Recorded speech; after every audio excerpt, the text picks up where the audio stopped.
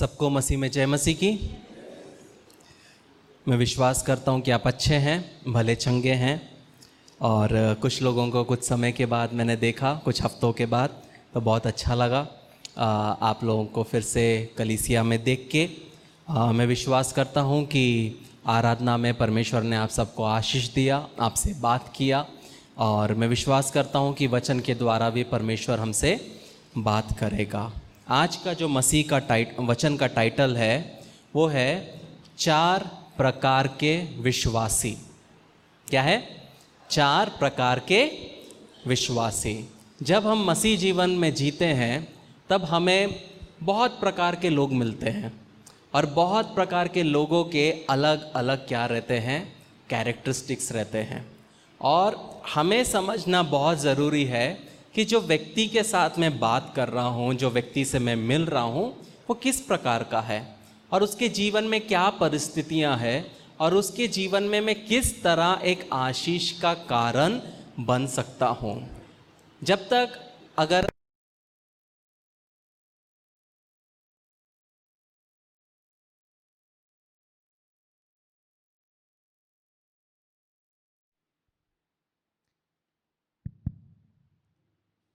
तक आप 4 साल नर्सिंग नहीं करोगे या डॉक्टर की पढ़ाई नहीं करोगे, आपको नहीं समझ में आएगा कि एक बीमार कौन है।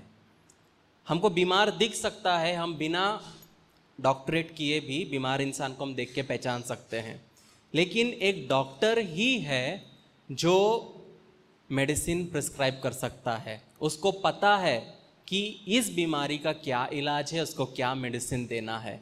वैसे ही मसीह जीवन में, मसीहों में अलग अलग प्रकार के लोग हैं और अलग अलग प्रकार के लोगों को समझना और फिर जो जिस प्रकार का व्यक्ति है उसको उस प्रकार से डील करना बहुत आवश्यक है। जब हम मत्ती 13 उसका 9 तक पढ़ते हैं, 3 से 9 तक, वहाँ पे हम देखते हैं कि यीशु मसीह एक दृष्टांत बताते हैं। और हम सब ने ये सुना है दृष्टांत, जो लोग मसीह में हैं, बीज बोने वाला बीज बोने निकला, the sower and the seed. मतलब ये बहुत फेमस पैराबल है, बहुत फेमस दृष्टांत है। तो यहाँ पे जब यीशु मसीह मत्ती 13 3 से 9 हम पढ़ते हैं, तो वहाँ पे हम देखते हैं 4 प्रकार की मिट्टी को, और यीशु मसीह उसका अर्थ बाद में बताते हैं। बहुत से दृष्टांत है जो यीशु मसीह ने बताए लेकिन उसका अर्थ नहीं बताया, लेकिन ये वो दृष्टांतों में से है जिसको यीशु मसीह ने उसका अर्थ हमें बताया है। तो जब हम 3रा वचन पढ़ते हैं, वहाँ लिखा है, और उसने उनसे दृष्टांतों में बहुत सी बातें कही। एक बीज बोने वाला बीज बोने निकला। बहुत समय बोते समय कुछ बीज मार्ग के किनारे गिरे और पक्षियों ने आकर उन्हें चुग लिया। तो यहाँ पे हम देखते हैं कि एक बीज बोने वाला वो क्या करता है, बीज बोने निकलता है, और जब वो बीज बोता है तो कुछ रास्ते के किनारे, मार्ग के किनारे में गिरते हैं और चिड़िया आके चुग लेती है।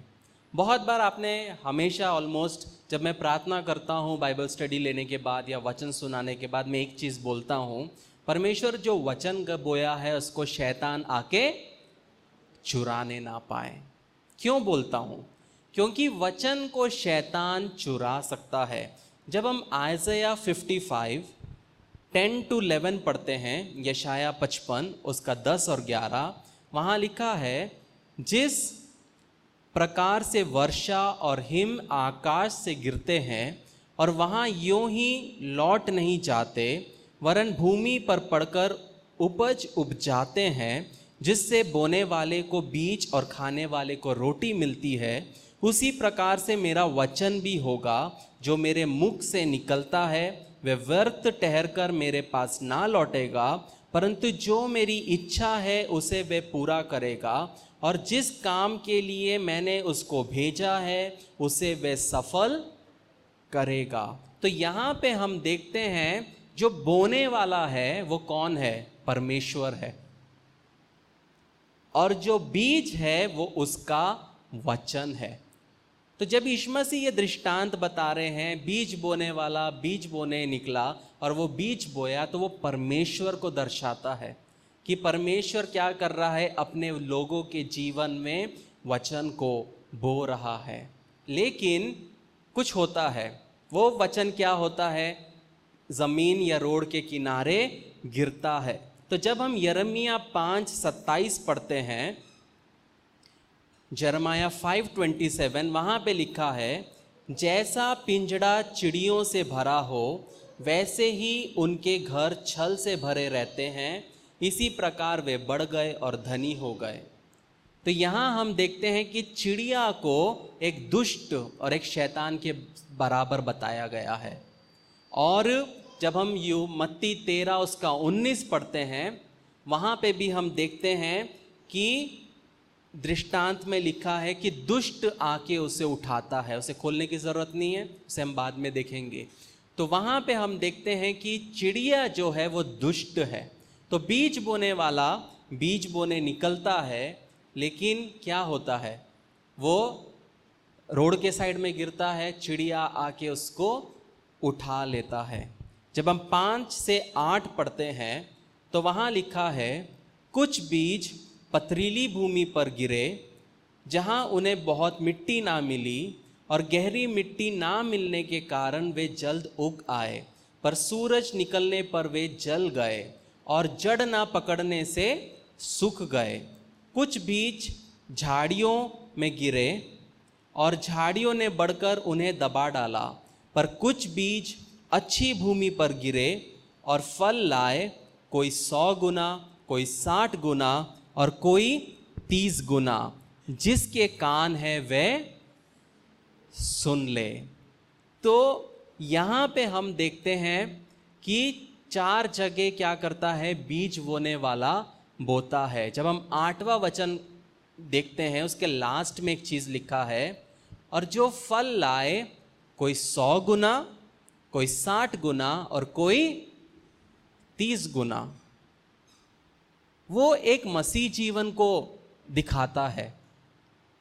जब मसीह जीवन में कोई व्यक्ति आता है, पहले पहले वो बहुत एक्साइटेड रहता है और बराबर चर्च में टाइम पे आएगा, बराबर प्रेयर करेगा, बाइबल पढ़ेगा, उपवास करेगा, लोगों के लिए खड़ा रहेगा, बराबर प्रार्थना जीवन करेगा, सब चीज़ परफेक्ट। तो उसके जीवन में क्या होता है, 100% फल आता है। लेकिन धीरे धीरे क्या होता है, हाँ यिर्मयाह, हाँ पता है, जोना, हाँ पता है, मूसा, हाँ पता है, क्या बताना लोगों को, कोई नहीं सुनता। धीरे धीरे उसके जीवन का फल 100 से 60 होता है। फिर धीरे धीरे जब वो मसीह जीवन में जीता है, तो जो शुरुआत थी उससे और स्लो हो जाता है। शुरुआत में चीता था, अभी एक स्नेल बन गया है। और वो क्या होता है, उसके जीवन में फल क्या होता है, और कम होता है, और वो फिर 30 गुना देता है। पर हमें ये उल्टा होना, भले शुरुआत में हम 30 गुना करें, लेकिन हमें वो हमेशा बढ़ते हुए हमें चलना है। ये ज़रूरी नहीं है आज आप कैसे हो, ज़रूरी है आप अपना दौड़ कैसे ख़त्म करोगे। इसीलिए वचन कहता है, बुलाए हुए तो बहुत है, चुने हुए बहुत कम है। और उस दिन जो आज पहले हैं वो पिछले हो जाएंगे, जो आज पिछले हैं वो सामने हो जाएंगे। इसीलिए बहुत ज़रूरी है जब हम मसीह जीवन को जीते हैं तो कोशिश करना है कि हम हमेशा फल लाए और हमेशा हमारे जीवन में ग्रोथ हो। इसीलिए मैं बोलता हूँ आप लोगों को कि लिखो, नोटिस बनाओ, अपने पाप का लिस्ट बनाओ, आपकी कहाँ गलतियाँ होती है उसको लिखो, हर महीने एनालाइज करो। 2 साल के बाद भी अगर आप वो कर रहे हो तो आपको और मेहनत करनी है। एक अच्छा व्यक्ति, एक अच्छा भंडारी वो होता है जो लिखता है, जो हर एक चीज़ जो वो करता है उसका नोट लिखता है, ताकि वो 2 साल के बाद भी जाके देख सके कि मैं कैसा था। ये कभी मत समझना नोट करना गलत बात है। अपने जीवन का आपको नोट बनाना है ताकि आप अपने आप को ट्रैक करो। इसलिए नहीं अरे वो मेरे बाद आई, वो मेरे आगे निकल गई, उसके लिए नहीं। खुद से compete करो। तुम्हारा कंपटीशन खुद से होना चाहिए कि मैं पिछले साल मैं सिर्फ आधा घंटा प्रेयर करता था, आधा घंटा प्रेयर करती थी, लेकिन जब आप नेक्स्ट ईयर देखोगे तो आप बोलोगे यार 45 मिनट्स ग्रोथ है। अगले साल 50 मिनट्स ग्रोथ है। अगर एक समय आया वो वापस 15 मिनट में आ गया तो आपको समझ गया ग्रोथ नहीं है। तो आप जब लिखोगे आप उसको एनालाइज कर सकोगे, आपको समझेगा आपका समय कहाँ गया है। हर एक के फ़ोन में एक ऐप है या एक सेटिंग है जिसमें आप देख सकते हैं। मेरे फ़ोन में हमेशा आता है, संडे को ही आता है बराबर, कितना फ़ोन यूज़ किया, मेरे फ़ोन कितना चालू था, कितना कम था। और मैं उसको बहुत सीरियसली लेता हूँ क्योंकि मैं कोशिश करता हूँ मेरा फ़ोन ज़्यादा ना चले। अगर ज़्यादा दिखा तो मैं कम यूज़ करने की कोशिश करता हूँ। एनालाइज करना अपने लाइफ को कि मैं अपना ज़्यादा समय कहाँ लगा रहा हूँ। क्या मैं फ़ोन पे लगा रहा हूँ, क्या मैं सिर्फ घूमने पे लगा रहा हूँ, क्या मैं सिर्फ गपशप में गवा रहा हूँ। या आपका एनालाइज करोगे तो आप एक अच्छे मसीह, एक अच्छे व्यक्ति, एक अच्छे पति, पत्नी, पिता, माता, भाई, बहन, दामाद, बहू बन पाओगे। लेकिन आप अगर एनालाइज नहीं करोगे तो वो दिखाता है कि आप सीरियस नहीं हो अपने लाइफ के साथ। जो व्यक्ति सीरियस है वो हर चीज़ क्या करता है, एक ट्रैक बना के चलता है। तो यहाँ पे हम देखते हैं कि जब हम मत्ती 13 उसका 18 और 19 पढ़ते हैं, वहाँ पे यीशु मसीह इसका अर्थ बताते हैं। तो लिखा है, अब तुम बोने वाले के दृष्टांत का अर्थ सुनो। जो कोई राज्य का वचन सुनकर नहीं समझता, उसके मन में जो कुछ बोया गया था उसे वह दुष्ट आकर छीन ले जाता है। ये वही है जो मार्ग के किनारे बोया गया था। क्या होता है कि वो वचन सुनता है लेकिन समझता नहीं। मैं ऐसे विश्वासियों को जानता हूं जो 20 साल कलीसिया में है, 20 साल से बढ़कर कलीसिया में है, लेकिन सिर्फ वचन सुनते हैं, समझते नहीं। उनके जीवन में कोई फल नहीं, उनका जीवन ड्राई है, उनके जीवन में कुछ भी नहीं है। वो समझते नहीं। क्यों नहीं समझते? क्योंकि जब वचन वो सुनते हैं वो वचन को संभाल के नहीं रखते। अगर आप यहाँ से वचन सुनोगे और विद इन 15 मिनट्स या 30 minutes, at the most 1 hour में आप घर पहुँच जाओगे, राइट? 1 घंटे में आप सब पहुँच जाते। ऐसा कोई है जिसको 1 घंटे से ज़्यादा लगता है? कोई नहीं है यहाँ पे। इमीडिएटली जाके अगर हम पुरानी ज़िंदगी में चले जाएंगे, सीधा जाके इंस्टा चेक करेंगे, फेसबुक चेक करेंगे और इधर उधर की चीज़ों को देखोगे, ये बीज जो बोया गया है वह शैतान क्या करेगा? चुरा लेगा। जब मैं संडे होता है तो संडे का दिन मैं जो सुबह से प्रिपेयर करता हूँ अपने आप को, वो इस माइंडसेट से सेट करता हूँ कि यहाँ पे परमेश्वर का कार्य होना चाहिए।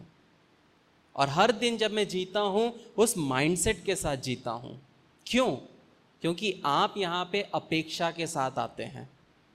अगर मैं हफ्ते के 6 दिन सिर्फ मूवीज़ देखता रहूँगा, प्रार्थना में समय नहीं बिताऊँगा, वचन नहीं पढ़ूंगा, तैयारी नहीं करूंगा, यहाँ पे आके वचन को पढ़ के वही चीज़ बोल के मैं यहाँ से आपको आशीर्वाद दे के चले जाऊंगा, आपके जीवन में क्या मिला? आपको कुछ मिला?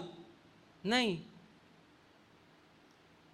तो अगर मैं वचन बोना है तो वचन को संभाल के रखना बहुत ज़रूरी है, तैयारी करना बहुत ज़रूरी है ताकि शैतान ना चुराए। इसीलिए मैं बोलता हूँ जब घर जाते हो जो वचन सुना है उसको पढ़ो, उसको मनन करो। परमेश्वर और रेवलेशंस को देगा और प्रकाशन को देगा। जो मुझे बताया उससे बेहतर आपको शायद बता पाए। और हर हफ्ते हर दिन अगर इतना वचन है, एक एक वचन को मेडिटेट करो, स्टडी करो और सीखो ताकि ये वचन आपके अंदर क्या हो? जर्मिनेट हो और ये पौधा बने।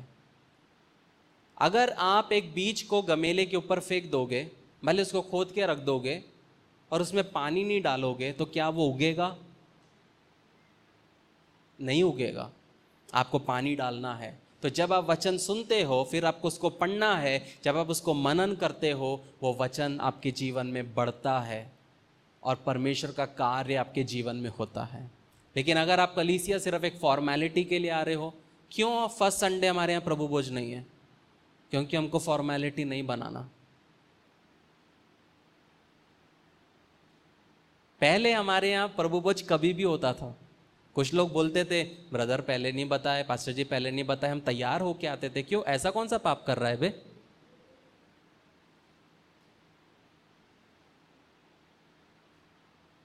हमें हमेशा रेडी रहना चाहिए। प्रभु भोज फर्स्ट संडे हो या फोर्थ वीक हो, सेकंड हो या थर्ड हो, हमेशा रेडी होना चाहिए उसको लेने के लिए। बहुत लोग हैं प्रभु भोज है तो एक दिन पहले से उपवास और प्रार्थना में लग जाते हैं। हमें वो नहीं बनना है प्रियो, एक फॉर्मेलिटी नहीं करना है। मैंने अपने आंखों से देखा है, चर्च के पीछे एक इंसान ऐसा गुटखा खा रहा है, मुंह में डाला है, आगे जाके प्रभु भोज ले रहा है। श्रापित है ऐसे व्यक्ति जो परमेश्वर की देह के ऊपर कलंक है। तो बहुत जरूरी है जब हम परमेश्वर का वचन सुनते हैं तो उसको समझें। ये आपके ऊपर है। एक बात बताइए, आप पौधा खरीदे हैं, नर्सरी से हम सब ने पौधा खरीदा है, वो गमले में भी लगा के देता है। क्या वो रोज घर में आके पानी डालता है आपके? भैया मेरे दुकान से लिया है, पेड़ बढ़ना चाहिए तो मेरे को पानी डालना है। वो बेचा जिसने गमला, वो पासबान है। जो पौधा दिया वो वचन है, वो गमला है, वो आपके घर में है। आप यहां से वचन लेके जाओगे, ये मत सोचो मैं आऊंगा हर दिन पानी डालने के लिए। आपको उसको पानी डालना है। अच्छा था ना वो पवित्र आत्मा मेरे को अभी दिया, मैंने भी नहीं सोचा इतना डीप होगा। तो हमें करना है, हमें मेहनत करना है। अगर अच्छा पति बनना है तो मुझे मेहनत करना है। एक अच्छा दामाद बनना है तो मुझे मेहनत करना है। एक अच्छा बेटा बनना है तो मुझे मेहनत करना है। कोई भी व्यक्ति बचपन से सब सीख के नहीं आता, उसको सीखना पड़ता है, समझना पड़ता है। तो जब आप वचन को सुनोगे, उसके अनुसार अपने जीवन को व्यतीत करोगे, आपके जीवन में फल आएगा। तो ये पहला विश्वासी था जो वचन सुनता है लेकिन समझता नहीं है। तो जब आप किसी व्यक्ति को मिलते हो, बोलते हो I go to church every Sunday dude, ऐसे बोल के फिर बोलेगा वो लड़की को देखा क्या? ये पहला विश्वासी है जो चर्च जा रहा है, वचन नहीं समझ रहा है, दुनिया में जी रहा है। तो जब कोई व्यक्ति ऐसी बातें करता है तब आपको समझना है कि कौन सा विश्वास। अरे ये तो पहला विश्वासी है, ये सिर्फ वचन सुनने जाता है चर्च में, समझता नहीं है ये, क्योंकि उसका फ़ोन ज़्यादा चलता है, बाइबल कम चलता है। और वो ऐप जो है वो बताता है कौन से ऐप ज़्यादा चले, तो उसमें आपको चेक करना है आपका बाइबल का ऐप कितना चला है और व्हाट्सएप और इंस्टा और फेसबुक कितना चला है। वही दिखा देगा आपका परमेश्वर कौन है। बहुत ज़रूरी है, हमें वचन सुनना है, समझना है। दूसरा 20 और 21 क्या लिखा है?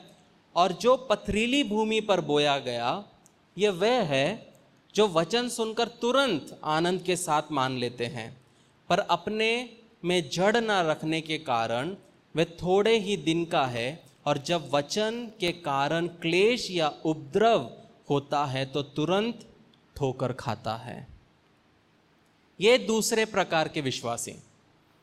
आप जैसे ही इनको परमेश्वर के बारे में बताओगे, खुशी खुशी मैं अभी से यीशु मसीह को अपनाता, अब तो मैं यीशु के पीछे चलूँगा, नो टर्निंग बैक, ऐसे बोल के ये लोग कलीसिया में आएंगे, वचन सुनेंगे, बढ़ेंगे।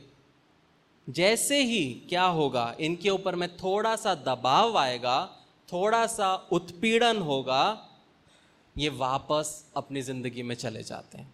हमारे कलीसिया में भी हुआ है। एक व्यक्ति था जो वचन सुना, बपतिस्मा लिया, पवित्र आत्मा का दान लिया, पर घर पे नहीं बताया। मैं हमेशा बोलता था घर पे बता, घर पे बता, घर पे बता, नहीं करेगा। जैसे ही घर पे बताया, उसके घर में जो प्रॉब्लम चालू हुआ, उस अगले हफ्ते से ही वो अपना चालू हो गया, उसके फेसबुक में अपना चालू हो गया। ये दूसरा विश्वासी है। ये परमेश्वर का वचन सुनते हैं, खुशी से ग्रहण करते हैं, लेकिन जब जीवन में परीक्षा आती है, प्रलोभन आता है, उत्पीड़न आता है, क्लेश आता है, तो ये क्या होते हैं? ये डगमगा जाते हैं, ये गिर जाते हैं और ये झिझकते हैं।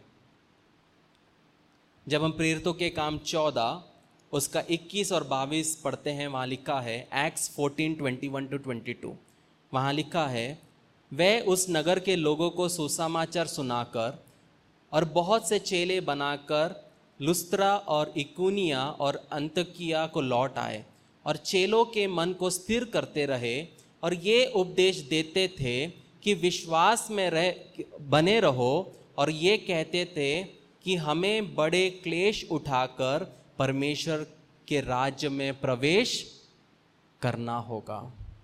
क्या उठाकर? बड़े क्लेश उठाकर। मसीह जीवन आसान नहीं है। अगर किसी ने आपको बोला है तो गलत इन्फॉर्मेशन दिया है। मसीह जीवन आसान नहीं है, दुख भरा है, निराशा भरा है, कठिन है, सकरा है, कांटों का है, कांटों भरा है। लेकिन क्या करना है? विश्वास योग्यता से चलना है। यही जीवन है, यह हमारा टेस्ट है। बहुत लोग सोचते हैं कि ये दुनिया में मुझे सब चाहिए, क्योंकि वो इस दुनिया के अनुसार जीते हैं। इस दुनिया में घर चाहिए, बंगला चाहिए, गाड़ी चाहिए, बैंक बैलेंस चाहिए, एफडीज चाहिए, सब चाहिए। लेकिन वो ये सोच नहीं पाते कि ये तो भैया मेरा टेस्ट है। यहाँ आप 70 और 80 साल कैसे जियोगे, ये डिटरमाइन करेगा परमेश्वर के साथ आपका फ्यूचर कैसा है। इसलिए वचन कहता है, seek E the kingdom of God, परमेश्वर के राज्य की खोजी बनो। पहले उसके राज्य की खोज करो, सब कुछ मिल जाएगा। लेकिन चीज़ों के पीछे मत जाओ, परमेश्वर के पीछे जाओ। जब हम मत्ती 5 उसका 10 पढ़ते हैं, मैथ्यू 5:10, क्या लिखा है? धन्य है वे जो धार्मिकता के कारण सताए जाते हैं, क्योंकि स्वर्ग का राज उन्हीं का है। अगर आप धार्मिकता के कारण, पवित्र जीवन जीने के कारण सताए जाते हो, तो स्वर्ग का राज आपका है। वचन ये नहीं कहता कि धार्मिकता के कारण तुम्हें सेलिब्रेट किया जाएगा, धार्मिकता के कारण तुम्हें सताया जाएगा। जब हम 2 तिमोथी 3 उसका 12 पढ़ते हैं, वहाँ लिखा है, पर जितने मसीह यीशु में भक्ति के साथ जीवन बिताना चाहते हैं, वे सताए जाएंगे। क्या जाएंगे? सताए जाएंगे। ये परमेश्वर का वचन है जो मैं बोल रहा हूँ, ये मेरा बाइबल नहीं है, ये परमेश्वर का वचन है।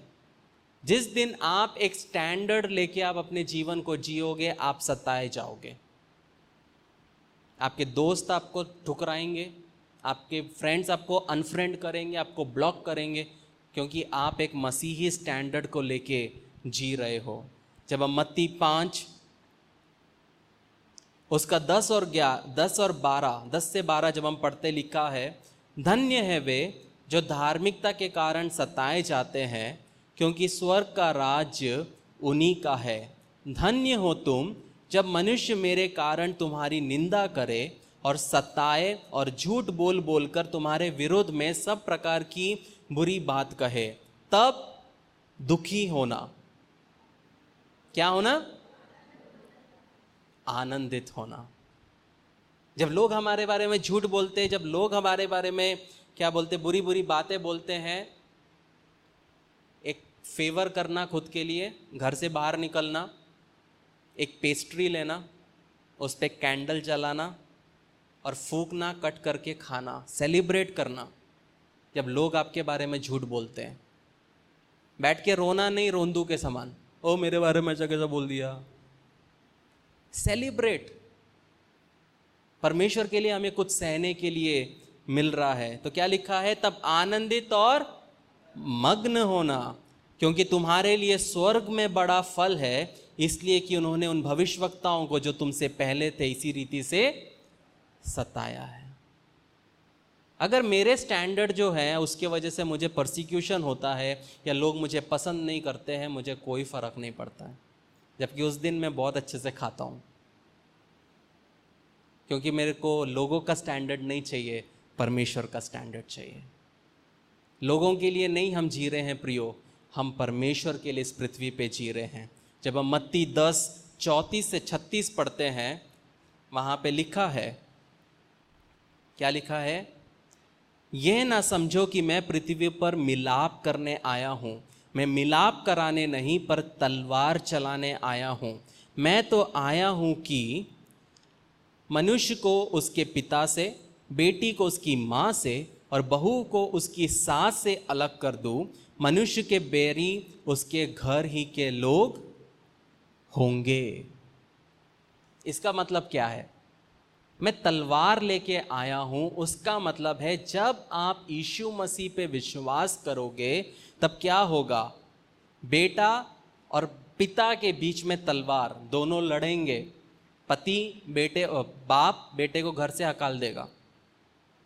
दूसरा, बेटी अपने माँ से, माँ बेटी को निकाल देगी कि तू मेरे घर में नहीं रह सकती अगर तू यीशु मसीह पे विश्वास करेगी।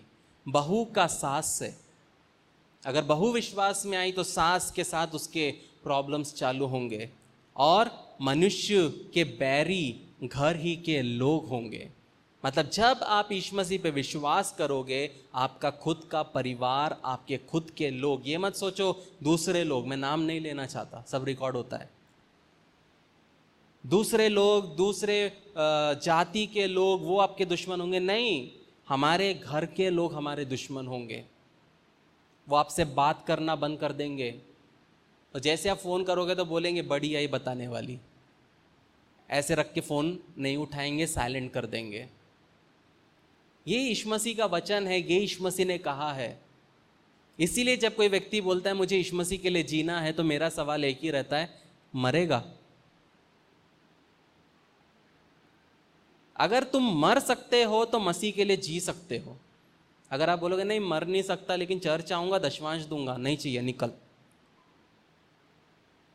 मरने के लिए रेडी रहना है। हमें दशमांश नहीं चाहिए, पैसा नहीं चाहिए, भीड़ नहीं चाहिए, हमें मसीह में चलने वाले लोग चाहिए, वचन को प्राथमिक स्थान देकर चलने वाले लोग चाहिए। भले दो हों, पर दो इम्पॉर्टेंट है। पिछले दिनों गिरीश की और योगिता की शादी फिक्स हुई, और 13 नवंबर, मैं पहले बता देता, 13 नवंबर फिक्स हुआ है। गिरीश के घर से 15 लोग के करीब आए थे, 15, 10 से 15। सब लोग बोले हम ये करेंगे, वो करेंगे, ऐसा करेंगे, वैसा करेंगे। वो अकेले खड़े होके बोला मैं प्रभु में हूँ, जो प्रभु का वचन कहता है वही करूँगा। मैं बता नहीं सकता मैं क्या गर्व फील किया उस समय। मुझे गर्व महसूस हुआ उस पे, जो पूरे परिवार को खिलाफ जाके बोल सकता है नहीं, मैं प्रभु पे विश्वास करता हूं, मैं उसके अनुसार जो उसका वचन बोलेगा वही करूंगा। जब घर वालों ने बोला घर में प्रेयर नहीं होगा, उसने बोला होगा। ये होता है अच्छा फसल, एक बीज जो अच्छी ज़मीन पे बोई जाती है। और मुझे गर्व है गिरीश आप पे उस चीज़ के लिए कि आपने परिवार को नहीं चुना, आपने परमेश्वर को चुना। ऐसे अगर 10 मुझे मिल गए ना, ये नागपुर शहर में बदल सकता हूँ।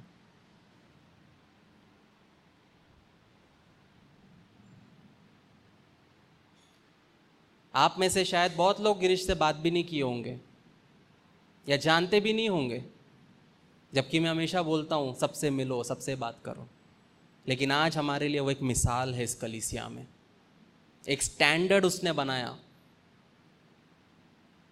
अगर वो अलग होते हुए भी मसीह के वचन को इतना प्राथमिकता देता है, और हम जो मसीह हैं, और अगर हम परमेश्वर के वचन को प्राथमिकता नहीं देते तो थू है हम पे।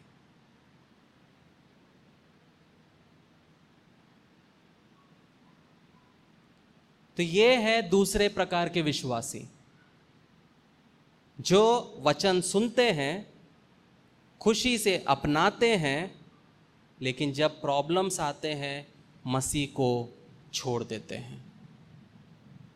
फिर हम 22वां वचन जब हम पढ़ते हैं, मत्ती 13:22, जो झाड़ियों में बोया गया ये वह है जो वचन को सुनता है, पर इस संसार की चिंता और धन का धोखा वचन को दबाता है और वे फल नहीं लाता। ये है तीसरा विश्वासी। ये वचन को अपनाता है, समझता है, लेकिन दुनिया की चिंताएं, इंग्लिश में क्या लिखा है, केयर्स ऑफ दिस वर्ल्ड, कल क्या खाऊंगा, कल क्या पहनूंगा, कल कैसे होगा, बस कल का चिंता। घर में बोरी पड़ी है चावल की सबकी, फिर भी कल कैसा होगा, कल कैसा झाले, ऐसे ऐसे करके बस चालू चालू, बस बोलना है, कल की चिंता। होता है कि नहीं होता है? बच्चों का फीस भर दिया, अगले महीने कैसा होगा, अरे इस महीने का तो सोचो, परमेश्वर ने इस महीने दिया ना, किया ना, तो अगले महीने भी करेगा। तो बहुत जरूरी है कि संसार के अनुसार और उसकी चिंताएं जब हमारे जीवन में आती है, कल कैसा होगा, मेरा बेटे का कैसा होगा, मेरी बेटी का कैसा होगा, ऐसा बोलते जैसे उसको इतना बड़ा तो हमने खींच के किया। परमेश्वर ने किया ना उसको बड़ा, परमेश्वर ने उसको बुद्धि दिया, सब दिया। चिंता परमेश्वर पे, अपना सब चिंता, हर प्रकार का चिंता परमेश्वर पे। मैंने लास्ट टाइम बोला था, मैंने वीज़ा के लिए अप्लाई किया, राइट, यूएस के लिए। कल मेरे को मैसेज आया, जुलाई 2024 का डेट मुझे मिल सकता है, 22 चल रहा है। डाल दिया परमेश्वर पे, ठीक है, जैसे आपको सही लगे, चिंता नहीं, परमेश्वर के ऊपर सब चीज डालो। आप टेंशन लेके आपके बाल जल्दी झड़ेंगे, जल्दी बुढ़े होंगे, झुर्रियां जल्दी आएंगे, फिर ज्यादा पैसा आप लैक्मे में दोगे। तो इसीलिए बहुत जरूरी है चिंता नहीं करना। यह तीसरा विश्वासी है कि वचन सुनता है, पर दुनिया की चिंता और धन का धोखेबाज की वजह से क्या होता है, फल नहीं लाता। जब हम पहला तिमोथी 6 उसका 7 से 11 पढ़ते हैं, वहाँ लिखा है, क्योंकि ना हम जगत में कुछ लाए हैं और ना कुछ ले जा सकते हैं।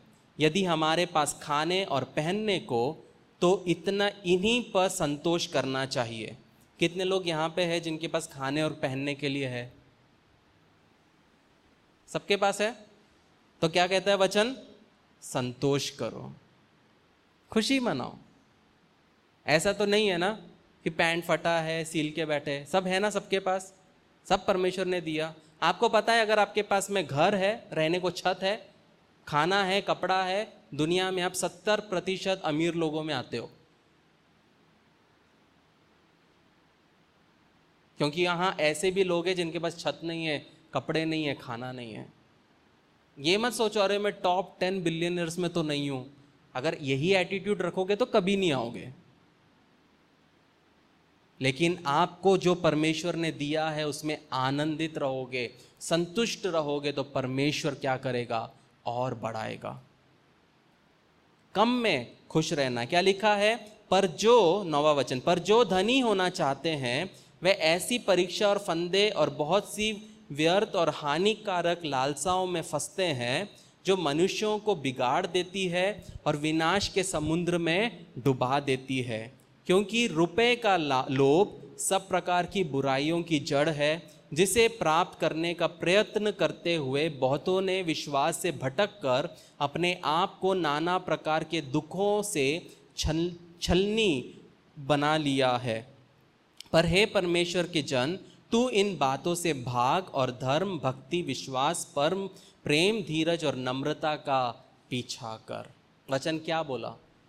पैसे के पीछे जाओगे तो आप अपने जीवन को खराब करोगे। लेकिन पौलुस तीमुथियुस को क्या बोलता है? तू क्या कर? तो धर्म, भक्ति, विश्वास, प्रेम, धीरज और नम्रता का पीछा कर, उसके लिए तू चल। ये सब चीज़ों के पीछे जाएगा तो बहुत से लोग विश्वास से भटक जाते हैं। जो लोग बिजनेस करते हैं मुझे बोलते हैं हमारा बिजनेस नहीं चल रहा, बहुत प्रॉब्लम है। मैं बोला परमेश्वर बोला था। वो बोलते नहीं ऐसे ही किया। तो मैं बोला भुगतो। अपने मनुष्य के अनुसार चलोगे तो प्रॉब्लम आएंगे, लेकिन आप जब परमेश्वर के सामने अपने प्लान्स को रख के आप आगे बढ़ोगे, वहाँ पे परमेश्वर बढ़ाएगा, लेकिन अपने समय पे। आप बोलोगे चुटकी मारा 1 लाख होना 1 हफ्ते में, फिर चुटकी मारा अगले महीने तो 2 लाख मांगता। अब परमेश्वर को बोलते हैं होना मेरे को, नहीं तो मैं चर्च नहीं जाऊंगा। परमेश्वर बोलेगा नको ये। समझ रहे मैं क्या कहना चाह रहा हूं? परमेश्वर के साथ बार्गेनिंग मत करो। परमेश्वर आपकी धमकियों से डरने वाला नहीं है, और परमेश्वर है। जहां आपने कॉलेज किया वहां का वो डीन है, इसलिए परमेश्वर के साथ खेलने हमें नहीं जाना है। लेकिन जब हम 23वां वचन पढ़ते हैं, मत्ती 13 उसका 23, क्या लिखा है?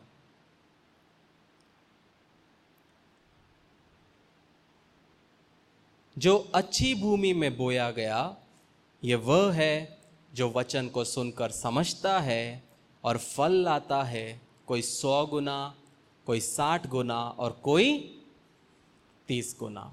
अगर आप परमेश्वर का वचन सुनते हो, उसको समझते हो, उस पे काम करते हो, तो आप क्या करोगे? फल लाओगे। ये है चौथा विश्वासी। तीसरा विश्वासी क्या है? वो सिर्फ क्या करता है? वो वचन सुनता है लेकिन दुनिया के अनुसार। हमारे चर्च में भी ऐसे लोग आते हैं कुछ, उनसे जब भी बात करो प्रेज द लॉर्ड के बाद उनका नेक्स्ट बिजनेस डील ही बात होता है, और कुछ भी नहीं, सिर्फ दुनिया के अनुसार मैं ये करूंगा, मैं वो करूंगा, ऐसा करूंगा। परमेश्वर का जीरो, वचन जीरो, आत्मिक जीवन जीरो, सिर्फ दुनिया का बात। तो जब आपके सामने कोई क्रिश्चियन आता है, कोई मसीह आता है और सिर्फ दुनिया का बात कर रहा है, तो आप क्या बोले? ये तीसरा विश्वासी है। लेकिन जो व्यक्ति मसीह में है, वचन में है, वो जब आपके साथ आएगा, आपके सामने खड़ा होगा, तब आपको पता चलेगा कि ये चौथा विश्वासी है।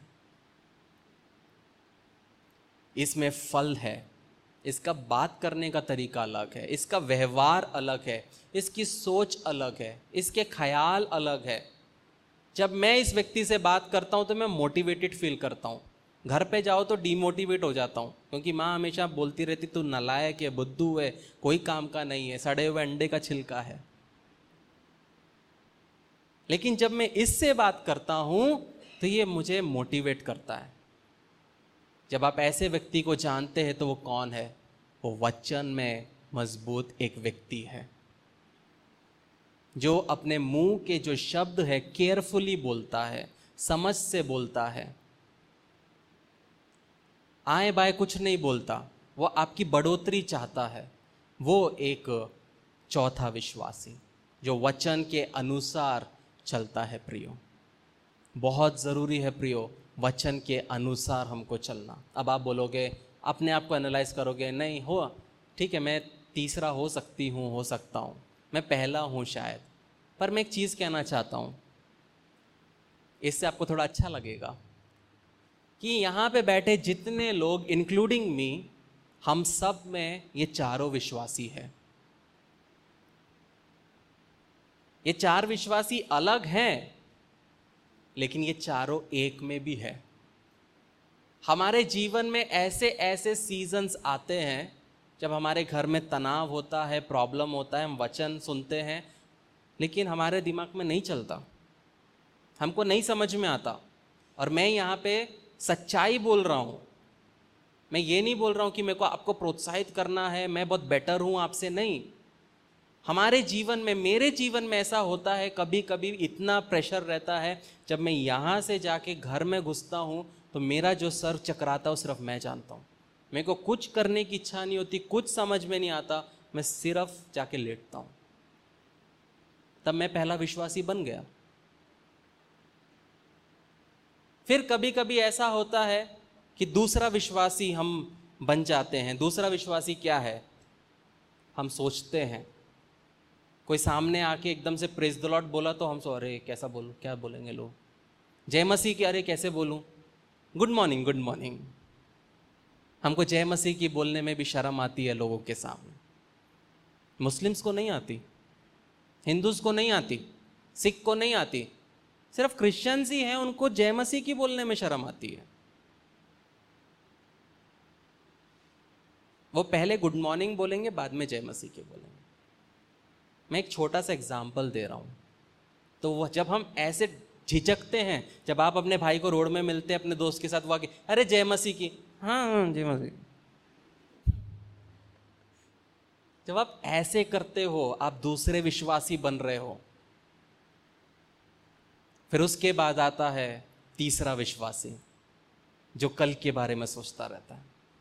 हम सबके जीवन में मनुष्य होने के नाते होता है। ऐसा कोई व्यक्ति नहीं है, इंक्लूडिंग मी, कि ये सोच नहीं आता, लेकिन ये हमारे हाथ में है कि हम ये सोच को पानी डालते हैं, फिर उसमें खाद डालते हैं, और एक समय आता है कि हम दब जाते हैं और वो टेंशन ऊपर रहता है।